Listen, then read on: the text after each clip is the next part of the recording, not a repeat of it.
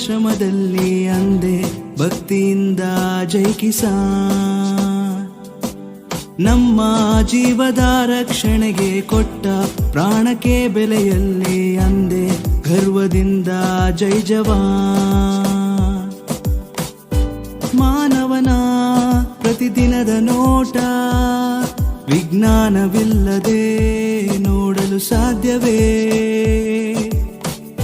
ಸೃಷ್ಟಿಯ ನಿಯಮವ ನಮಗೆ ತೋರಿದ ಗುರು ದೈವವು ವಿಜ್ಞಾನವೇ. ಜೈ ವಿಜ್ಞಾನ್ ರೇಡಿಯೋಗಾಗಿ ಮಾತುನಿಗೆ ನಮನ. ಜೈ ವಿಜ್ಞಾನ್ ಟೆಲಿಫೋನ್ಗಾಗಿ ಗ್ರಹಂ ಬೆಲ್ಗೆ ನಮನ. ಜೈ ವಿಜ್ಞಾನ್ ಆಕರ್ಷಣ ಶಕ್ತಿಯ ತೋರಿದ ನ್ಯೂಟನ್ಗೆ ನಮನ. ಜೈ ವಿಜ್ಞಾನ್ ಇಸ್ರೋನ ಕೊಟ್ಟ ಸಾರಬಾಯಿಗೆ ನಮನ.